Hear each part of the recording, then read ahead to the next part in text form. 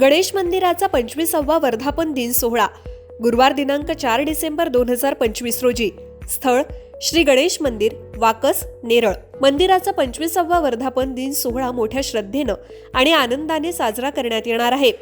मंदिराचा वर्धापन दिन सोहळ्यानिमित्तानं वाकस येथील मंदिरात श्री गुरुदत्त जयंती उत्सव आयोजित करण्यात आला आहे. तरी समस्त भाविकांनी उपस्थित राहून दर्शनाचा आणि तीर्थप्रसाद महाप्रसादाचा लाभ घ्यावा ही नम्र विनंती. आपले नम्र श्री रोहिदास जनार्दन मोरे, श्री प्रथमेश रोहिदास मोरे, श्री संतोष जनार्दन मोरे, ग्रामस्थ मंडळ, वाकस, नेरळ. नमस्कार, मी विकास मिरगणे. विकास नामा डिजिटल प्लॅटफॉर्ममध्ये आपलं सर्वांचं स्वागत आहे. चर्चा करतोय कर्जतमध्ये आज महायुतीची सभा झाली. या सभेला प्रदेशाध्यक्ष आमदार प्रशांत ठाकूर, आमदार महेंद्र थोरवे, माजी आमदार सुरेश लाड होते. सुरेश लाडांनी आपल्या भाषणातून मनोगत विकासाचे मुद्दे, मी 15 वर्ष केलेले विकास कामं, कर्जतची परिस्थिती यावर मनोगतामधून भाष्य करताना आपल्याला दिसून येत आहे. 2 दिवसापूर्वी अर्थात शुक्रवारी परिवर्तन विकास आघाडीची सभा पार पडली. या सभेमध्ये सुरेश लाडांचे मित्र सुनील तटकरे सध्या राष्ट्रवादी काँग्रेसचे प्रदेशाध्यक्ष आहेत. त्यांनी सुद्धा फोटोवरून सुरेश लाडांच्या, महेंद्र थोरेंचा फोटो मोठा, सुरेश लाडांचा फोटो छोटा, यावरून बॅनरवरून जे आहे सुनील तटकरे आणि सुरेश लाडांना टोमणा मारलेला दिसून येतं किंवा त्या बॅनरची खिल्ली अप्रत्यक्षपणे तटकरेंनी उडवलेली आपल्याला दिसून येत आहे. त्यामुळे माझ्या मित्राची झालेली अवस्था आणि किंवा अशा मित्राचे माझ्या मित्रावर अशी वेळ येऊ नये, अशी कुणावर येऊ नये, पांडुरंग चरणी मी प्रार्थना करतो हात जोडून, असं सुनील तटकरे यांनी कर्जतच्या सभेत बोलले. आज मात्र जे आहे सुरेश लाड याला प्रत्युत्तर देतील असं काही न वाटलं. मात्र सुरेश लाडांनी कुठल्याही भाषणामध्ये सुनील तटकरेंचा साधा उल्लेख केला नाही आहे. सुरेश लाड आणि सुनील तटकरेंचे साधारणपणे मैत्रीचा ब्रेक जो आहे 7 ते 8 वर्ष, साधारण कोविडनंतर साधारण 4 ते 5 वर्ष साधारणपणे झाले असावे. मात्र आतापर्यंत सुरेश लाडांनी सुनील तटकरेंवर कधीच टीका करताना आपल्याला दिसून आली नाही आहे. कुठलीही परिस्थिती निर्माण झाली तरी आपल्या मित्रांवर जे आहे सुरेश लाड आणि सुनील तटकरेंवर कधीच सडकून समाचार किंवा त्यांच्याबद्दल अप्रचार किंवा आजूबाजूला किंवा मित्रपरिवारामध्ये किंवा पक्षाच्या कोर कमिटीमध्ये असेल किंवा कार्यकर्त्यांमध्ये कधीही सुनील तटकरेंमध्ये अप्रचार किंवा अपशब्द वापरताना आजपर्यंत आपण दिसले नाही किंवा दिसूनही आले नाही माझ्या माहितीप्रमाणे. त्यामुळे आज सुरेश लाड आपल्या भाषणातून तटकरेंना घेरतील किंवा बोलतील या निवडणुकीनिमित्ताने असं काही न वाटलं असेल, पण मात्र तसं काही झालं नाही आहे.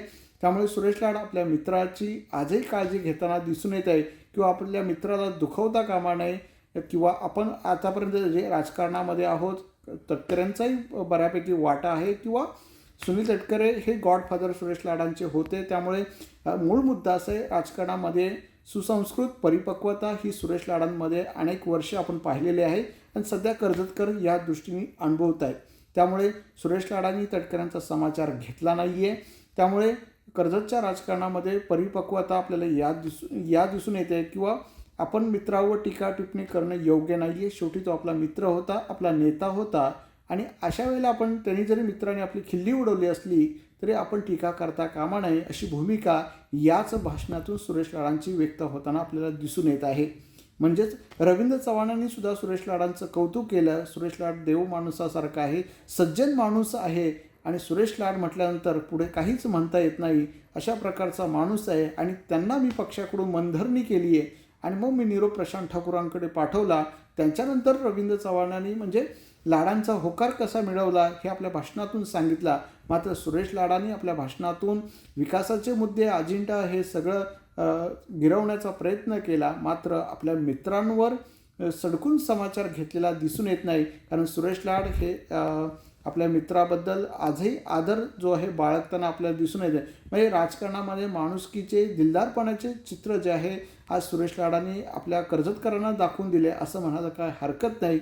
मूळ मुद्दा असे की आजच्या राजकारणामध्ये ॲक्शन रिॲक्शन होते. आपण एखाद्या राजकीय नेत्याला बोललो किंवा पक्षामध्ये बोललो, लगेच त्याच्यावर ॲक्शन झाल्यानंतर रिॲक्शन लगेच त्याला प्रत्युत्तर देण्यासाठी प्रतिक्रिया माध्यमांसमोर बाईट आला जातो. मात्र सुरेश लाडांनी 3 दिवसानंतर सुद्धा शुक्रवारी सभा झाली, आज रविवारमध्ये 2 दिवस झाले. मात्र त्याची माध्यमां किंवा त्या तटकरेंनी उडवलेली खिल्ली किंवा खोपोलीमध्ये विधानसभेचा झालेला पराभव किंवा सुरेश लाड निवडणूक न लढवण्याची घोषणा, मग सुधा घारे यावर मात्र सुरेश लाडांनी मनोगत कुठलंही व्यक्त केलं दिसून येते. त्यामुळे त्या काळामध्ये नेमकी काय झालं हे सुरेश लाडांनी अजूनही सांगितलेलं नाही आहे.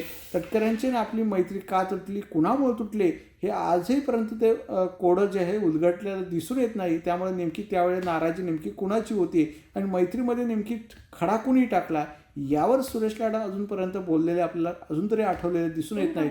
त्यामुळे जर आपण जर विचार केला तर मूळ मुद्दा असा की जे आहे ते आपण सुरेश लाडांनी जे म्हटलं त्या मुद्द्याप्रमाणे की हा दिलदारपणाचा राजकारणाचा धडा जो आहे आपल्याला गिरवताना दिसून येत आहे. तुमच्या जाहिरातीसाठी एक संधी मोठ्या प्रेक्षकांपर्यंत पोहोचवा. व्यवसाय असो किंवा इव्हेंट, विकासनामा सोबत जाहिरात करा. स्क्रीनवरील नंबरवर आजच संपर्क करा. विकासनामा, तुमचा आवाज, तुमची जाहिरात. तसंच विकासनामाला सबस्क्राईब करा आणि अपडेटेड रहा.